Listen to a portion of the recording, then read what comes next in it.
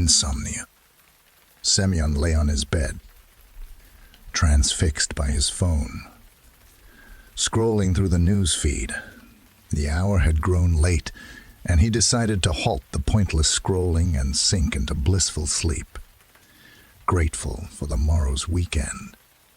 Setting his phone on the bedside table, he closed his eyes and contentedly sank into the mattress. Thoughts of future events began to swirl in his mind. The upcoming trip to visit his parents in the countryside, the appointment at the government office to renew his passport, and various other tasks. Yet, Semyon brushed aside these thoughts, deeming them inconsequential. Instead, he shifted his focus to thoughts of his significant other, reminiscing about moments from their encounter earlier that day, chastising himself for his behavior. One childhood memory also crept into his mind. After half an hour of rummaging through his memories, Semyon resolved to cease this activity and firmly committed to clearing his mind of any further contemplation. He stretched, adjusted to a more comfortable sleeping position, and prepared for his second journey into the realm of dreams. Though he couldn't completely rid himself of the thoughts creeping into his mind, they began to feel fuzzy and distant, indicating that sleep was imminent. However, in one fleeting moment, his heart began to race uncontrollably. It was then he realized that sleep had completely evaded him. Tossing and turning, Semyon grew increasingly frustrated. Remembering that a vigorous cough could alleviate palpitations, he attempted this remedy, finding it momentarily effective, but only for a short while. 3 hours passed in Semyon's desperate struggle for sleep. In addition to his racing heartbeat, an incessant ticking from the wall clock added to his irritation. Semyon was nearly beside himself when he remembered that the wall clock hadn't worked for 3 months due to a depleted battery. Initially startled, he quickly concocted a somewhat irrational explanation. Perhaps something got lodged inside them. I'll have to check tomorrow. 10 minutes later, a loud cough echoed throughout the apartment. It startled him more than the ticking of the clock, but he quickly rationalized it. The soundproofing is terrible. The neighbor must be coughing now. Despite rationalizing everything happening around him, his heart pounded even harder. Semyon concluded that sleep was unlikely and reached for his phone, which had been resting on the bedside table the whole time. As he groped for the phone, Semyon accidentally knocked it off the table, causing it to crash loudly to the floor. Cursing, he reached down to retrieve it, but to his surprise, he couldn't find it. He decided to switch on the room light. Rising from the bed, he pressed the switch, but the light didn't illuminate. Semyon was on the verge of panic, but quickly reasoned that the power must have been cut. He promptly flopped back onto the bed, pulling the covers over himself. The ticking of the wall clock ceased. The phone on the floor began to vibrate. Semyon hesitated to leave the bed. His heart pounded even harder, but he decided to wait until the phone stopped vibrating. Eventually, the phone fell silent. The ticking of the wall clock ceased as well, as did the loud coughing from the neighbors. Semyon, once again, entered a pre-sleep state, almost convincing himself that everything that had happened was merely a bizarre coincidence. With this thought in mind, he drifted off. Sometime after noon, Semyon woke up. He picked up the phone, noticing a missed call from an unknown number. His first instinct was to call back, curiosity overpowering the fear he had experienced. Yet, he decided it would be best to forget the entire ordeal. Perhaps he should just check the time. Semyon walked into the kitchen, removed the wall clock, and placed it on a couch to replace the battery. As soon as he opened the cover, his vision blurred, and he collapsed, losing consciousness. Semyon awoke in the middle of the night, in his bed, with the phone vibrating on the floor. His heart pounded fiercely. Overcoming his fear, he decided to pick up the phone and answer the unknown number. "Under no circumstances touch the clocks," a mechanical voice said on the other end of the line. However, it was already too late. Semyon's eyes closed, his heart ready to burst from his chest. The next day, Semyon's loved ones grew worried. When they arrived at his apartment, they found him dead. Semyon lay on his back, his eyes fixed on a point on the ceiling. The ticking of the wall clocks could be heard from the kitchen. The road home. The bus doors closed behind me with a creak. The stop was deserted, save for two bearded men, their faces already tinged blue from imbibing spirits. A light, chilly wind roamed the streets, carrying with it the scent of rain. Night had long enveloped everything around. Ah, autumn, the real deal.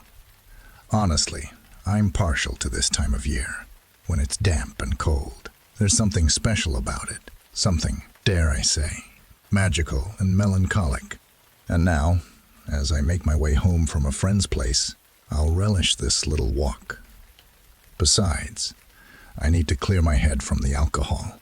I've had too much tonight, and I'm hardly different from those drunks at the bus stop, except for perhaps some semblance of coherence and a somewhat steady footing. After a moment's pause, I finally set off. There was a strange lightness in my head, as if everything around me wasn't quite real. I need to drink less. The degradation is in full swing. With a brisk pace and a tune humming under my breath, I strolled along the path home, surveying my surroundings. Every now and then, I glanced at the sky, where stars and the moon adorned the heavens, the silence of the courtyards, the occasional glimmer of car headlights. Yes, there's a beauty to all this, and it's only when you're drunk that you stumble upon such beauty. Everything was fine, just meandering along, when suddenly I heard a voice, soft, faint, likely an old woman's. I looked around, listened. The voice emanated from the direction of the trash bins. I noticed some commotion there. "Anyone, help," the voice pleaded. "What happened?" I inquired casually. "Oh, grandson, I've fallen. Can't get up now. Please help me." Something seemed off to me about all this, especially the way the old woman spoke. It was almost guttural, as if she were speaking from the depths of a barrel. But I didn't dwell on it, as old age can do strange things. So, without further ado, I went to help the old lady. She reached out her hands, and I tried to make out her features, but all I saw was an old, worn coat and dirty trousers. Her face was so well hidden under a scarf, as if swallowed by the darkness. "Oh, thank you, grandson. Thank you," she said. "Not at all," I began. But before I could finish, her hands gripped my forearms. So tightly, I felt her squeezing my bones. "Hey, what are you doing?" "Thank you, grandson. Thank you," she repeated, her voice now distorted. I tried to break free, but to no avail. The old crone had a vice-like grip on me. "Let me go," I shouted, kicking at her with my legs. But it was futile. So, I had to take drastic action. I pushed her toward the trash bin with all my might. Then, somehow, I managed to wrestle free from her grasp, hitting the metal surface in the process. In the process, her hold loosened, and she fell flat on her back like a puppet. In that moment, her hood fell back, revealing her head. And, oh God, it wasn't human. Oval, shaped with a stretched-out face, constantly morphing, expressions like frames of a movie. Sometimes pain, sometimes sadness, sometimes anger. After a while, the creature stood up, displaying its full form. A long, gaunt body of grayish hue covered in slime, with disproportionately small limbs. Its hands, with long claws, bent at the elbows, and instead of feet, something akin to hooves. The abomination approached me with an awkward gait. I couldn't resist and fell backward onto the wet asphalt, scrambling back until I was pressed against a fence. My breath came in ragged gasps, sweat pouring from my brow. Through sheer force, I managed to stand and run, but that was when I was met with an unexpected surprise. As I reached the road, the only obstacle between me and my home, I paused for a moment and looked around. That's when I noticed two silhouettes on the other side. They hid in the darkness, beyond the reach of the streetlights. They simply stood there, watching something. At first I was relieved, thinking they were people. I shouted something incomprehensible and waved my arms. But that was a bad move, as you might have guessed. Those two silhouettes were clearly not human. I realized it too late. Only when those things emerged into the light. Recoiling and stumbling backward, I ran in the opposite direction. The monsters blocked my way home now. Where to go? I ran. Just ran, to escape those creatures. Their slapping footsteps echoed behind me. They were closing in. I couldn't run anymore. Is this the end? For a moment, I stopped near a residential building to catch my breath. The creatures fell behind, so I had some time. As I enjoyed a moment of respite, I noticed a cellar. In the darkness, I could see that the door was ajar. Someone from the building must have forgotten to close it. I was damn lucky. I dashed toward it. When I found myself in the dark cellar, I slammed the door shut and pressed my back against it. My lungs burned, and my legs couldn't hold me anymore. So I fell onto my rear end. I heard commotion outside the door. The creatures gathered around, unsure of what to do. They chattered, grunted, communicating among themselves. I had to hold my breath, try not to make a sound, until they left. After several long minutes, they dispersed. I felt like I was about to pass out. Lungs burning, head pounding. I tried to hold on until the end, but eventually succumbed to the world of dreams. I have no idea how long I slept. My body ached, and I felt terribly cold. Unpleasant sensations after those events. It wasn't until later that I realized I was holed up in the basement. With caution, I emerged from my hiding place. Bright sunlight hit my eyes. Was it all over? I couldn't believe I had escaped those dreadful monsters. It was daytime, people going about their business, cars bustling back and forth. I, still reeling from the night's events, headed home. Of course, I couldn't escape the bewildered looks and whispered conversations of passers-by. My appearance clearly screamed that I had escaped from the loony bin, but I didn't care then. The most important thing was to get home. This could all be chalked up to drunken delusions, but it wasn't. I hadn't drunk that much that day to see demons from a bottle. This incident might have been forgotten if I hadn't encountered them again, one winter evening when I went to the store for bread. After our first encounter, their numbers had multiplied significantly, and now, I fear this time, I won't be as lucky. The scary mystique of the painting. In the dimly lit corners of ancestral tales, there lingers a chilling story, whispered from one generation to the next. It centers around an enigmatic painting, a creation of the maternal grandfather, a maestro of the brush. With deft strokes, he conjured forth a house sprite, adorned with horns and clutching a flickering candle. The scene, though masterfully rendered, bore an unsettling aura.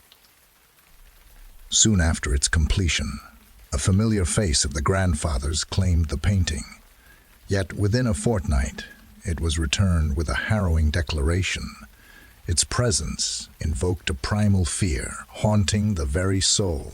Sleep became elusive, for the house sprite upon the canvas seemed to cast a vigilant gaze, its eyes following the beholder.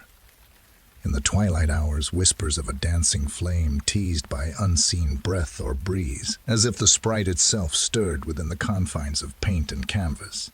Bewildered, the grandfather conceded, refunding the purchase and reclaiming the eerie masterpiece. Subsequent attempts to part with the painting yielded similar results. None could withstand its dread embrace, each owner compelled to return it, citing inexplicable terror. It was as though the painting wielded a malevolent will, coercing its way back to the comfort of its creator's abode. In the courtyard of the grandfather's residence dwelled a formidable canine named Mushu, a creature of immense size and ferocity, akin to a mythical dragon. He defended the premises with unwavering vigilance, permitting no trespassers save for his beloved masters. Yet, when confronted with the painting, Mushu's demeanor shifted. Whimpers replaced growls as he retreated to his kennel, cowering in fear. Day after day, he remained within, refusing even the most tempting of treats. The grandfather marveled at this unexpected reaction. Had this fearsome beast truly succumbed to the spectral allure of a mere painting? Repeated attempts to acquaint Mushu with the artwork yielded the same outcome: a primal terror that defied reason. Strangely, other portraits failed to elicit such a response. Mushu simply sniffed them without incident. Thus, the grandfather resigned himself to the company of the house sprite that dwelled within the confines of paint and canvas, its presence an unyielding enigma, casting a shadow of fear over his humble abode.